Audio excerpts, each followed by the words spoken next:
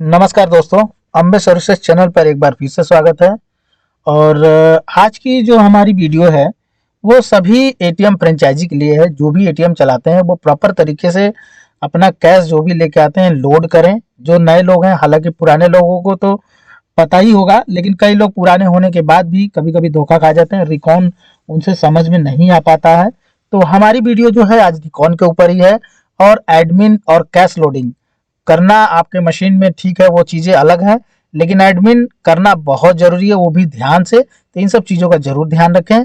चाहे किसी भी कंपनी के आप फ्रेंचाइजी ऑनर हों, चाहे किसी भी कंपनी का आप एटीएम चलाते हों, चाहे वो बैंक वाले ही क्यों ना हो जो बैंक की कैश लोडिंग करते हैं, तो कृपया मेरी वीडियो को लाइक और सब्सक्राइब जरूर करें।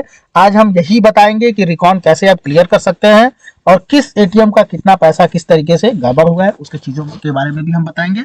तो हमारी एक फ्रेंचाइजी है मिस्टर पंकज कुमार जी, जो कि बिहार सीतामढ़ी में उनकी साइट लगी हुई है।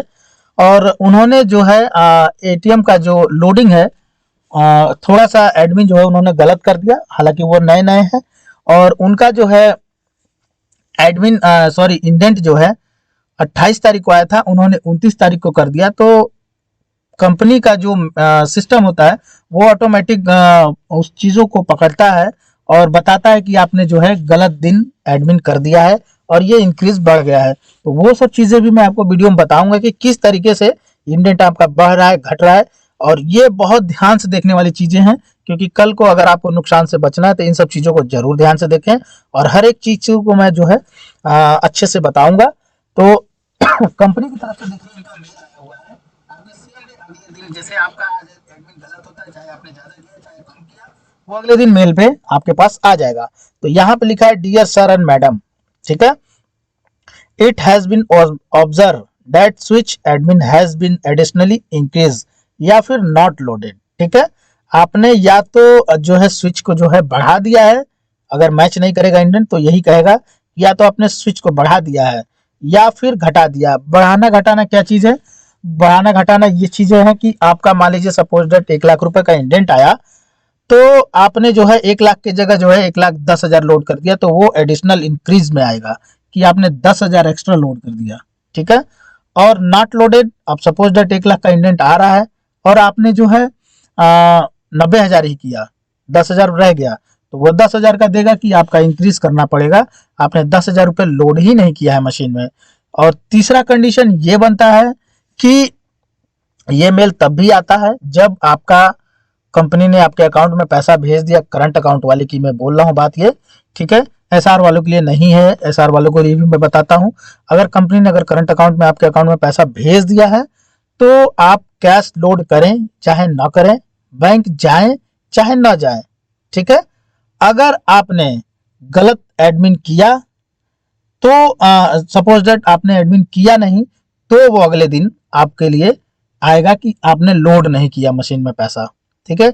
आपके माइंड में ये सेट होता है कि चलो आज हम लोड ही नहीं करेंगे, लेकिन आप ये जरूर जाने कि कंपनी ने अगर आपको इंडेंट दिया है, आज आप 10,000 कंपनी ने आया, भले ही आप बैंक से लेकर के आए चाहे ना लेकर के आए, लेकिन उस 10,000 रुपए का आपको जो है रिपोर्ट करना पड़ेगा एडमिन के थ्रू अपने मशीन से, जिस मशीन के लिए इंडेंट आया है, जो भी एटीएम आईडी है आपकी।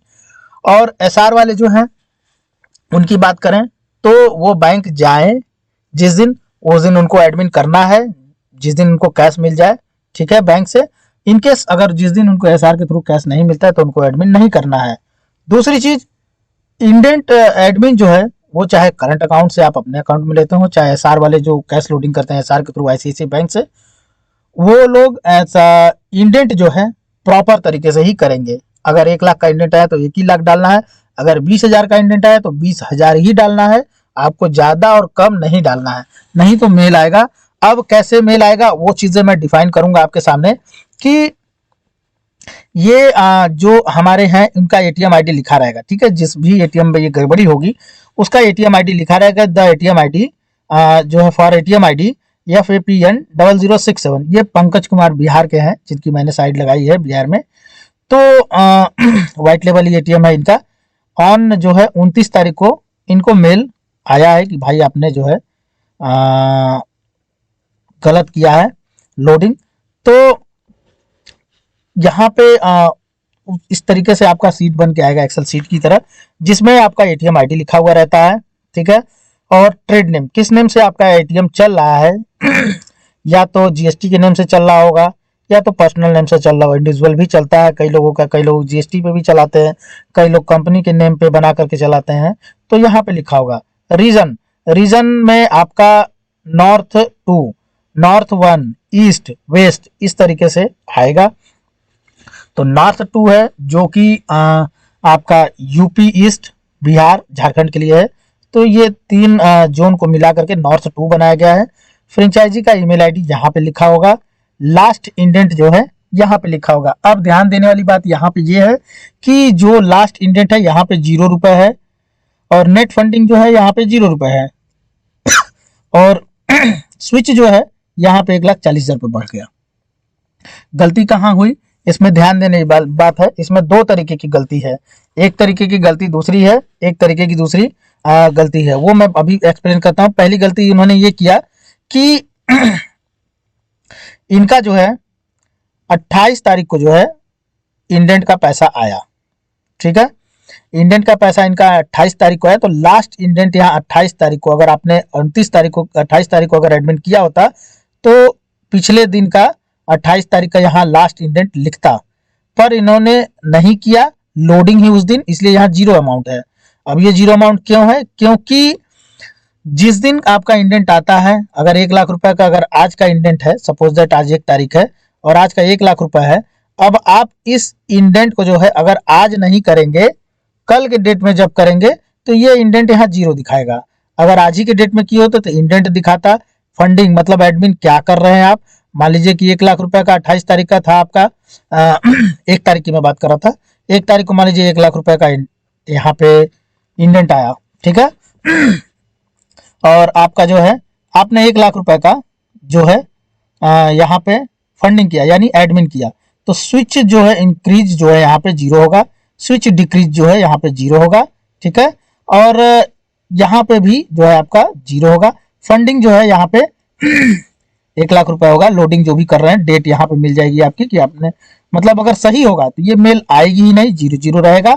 इनकेस जब गलत है, उस कंडीशन में, गलत किस कंडीशन में है, अब जैसे इनका 28 तारीख को इंडेंट आया तो इन्होंने 28 तारीख को ना करके 29 तारीख को लोडिंग किया, तो कंपनी का जो सिस्टम है उसने 29 तारीख को देखा कि 29 तारीख को इनको पैसा ही नहीं दिया मैंने, और इन्होंने अलग से जो है 1 लाख रुपए जो है 1,40,000 रुपए डाल दिया।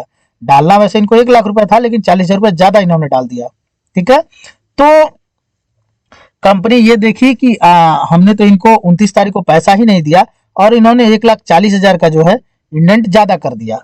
तो यहाँ पे कंपनी ने फिर भी ऑटोमेटिक एक किया कि ठीक है, इनका 1 लाख का इंडेंट आया था तो 1 लाख रुपए यहाँ पे होना चाहिए, ठीक है। और यहाँ पे सीधा सीधा कह रहा है कि आप 1 लाख रुपए माइनस करिए। 40,000 को उन्होंने मैनेज कर लिया कि ठीक है हम 1 लाख रुपए दिए थे इनको, तो 1 लाख रुपए में 40,000 है, 60,000 का भी हिसाब जो है कंपनी के पास ही होगा। इनके माइंड में ऑटोमेटिक सिस्टम यही डिफाइन करता है।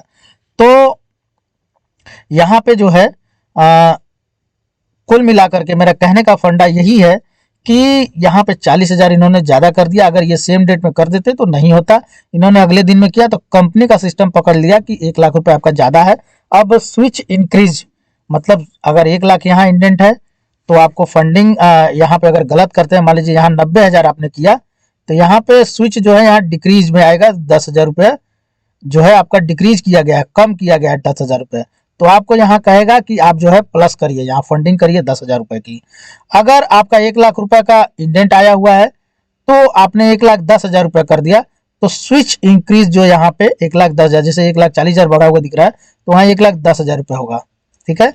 1,10,000 रुपये होगा तो यहाँ पे कंपनी आपसे कहेगी कि स्विच जो है आपको जो है घटाना है, यहाँ पे 10,000 रुपये माइनस करना है, ठीक है। तब जाकर के आपका जो है डिफरेंट का मैचिंग होगा। तो ये तरीका है कि कहने का मतलब मेरा यही था कि अगर 1 लाख का इंडेंट आपका आया है आज के दिन में तो फंडिंग भी आपको 1 लाख रुपए की करनी है, जिससे ये भी 0 रहेगा, ये भी 0 रहेगा और ये भी 0 रहेगा, ये भी 0 रहेगा 29 तारीख को। बाकी सब कुछ जो है 00 का तो मैच करेगा। अगर आपने गलती किया तो कल को आपका इंडेंट गड़बड़ हो सकता है कि कैश लोडिंग का भी पैसा रुक जाए। जब तक रिकॉन क्लियर नहीं होगा, एटीएम ऑफिसर आकर के उन सब चीज़ों को क्लियर नहीं करता है, तब तक आप कुछ नहीं कर सकते हैं। अगर फिर भी अगर आपको ना समझ में आए ये रिकॉन, क्योंकि हालांकि नए फ्रेंचाइजी हैं, थोड़ा सा उनको लग रहा होगा कि बहुत मिस्टेक है, बहुत खिचड़ी मच रहा होगा दिमाग में आपके, तो आप मुझे कॉल करके पूछ सकते हैं। लेकिन वही लोग करें जो मेरे ही सिर्फ फ्रेंचाइजी हैं। इनकेस अगर आप मेरे फ्रेंचाइजी नहीं है तो कृपया आप अपने मास्टर फ्रेंचाइजी को कॉल करें, क्योंकि मैं ऑलरेडी अपने ही फ़ोन से मैं बिजी रहता हूँ, अपने लोगों को ही टाइम नहीं दे पाता हूँ। ऊपर से नई लीड्स भी आती हैं तो उनको भी मैनेज करना पड़ता है। पूरा दिन और रात के 8 बजे तक मेरे बात करने में ही निकल जाता है। तो कृपया आप अपने मास्टर फ्रेंचाइजी करें। अगर इनकेस अगर आपका फिर भी मास्टर फ्रेंचाइजी अगर सपोर्ट नहीं करता है तो आप अपने कंपनी के अधिकारी से कंसल्ट करें, मेल डालें कंपनी को, वो सही करा करके देंगे। इनकेस हमारी फ्रेंचाइजी होगी तो हम खुद ही उनका सपोर्ट करके सारी चीज़ें क्लियर करा देंगे। तो हमारी वीडियो आज की यही थी कि हम जो है आपको किस तरीके से गड़बड़ियाँ होने से बचा सकें और आपका जो है कंटिन्यू जो है इंडेंट आता रहे। तो आपको ये ध्यान जरूर रखना है कि आप कैश लोडिंग करें चाहे ना करें एटीएम में।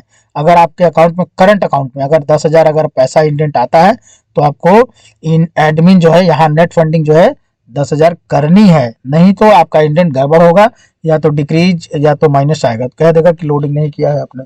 ये चीज़ें क्लियर करनी बहुत ज़रूरी है आपको। धन्यवाद।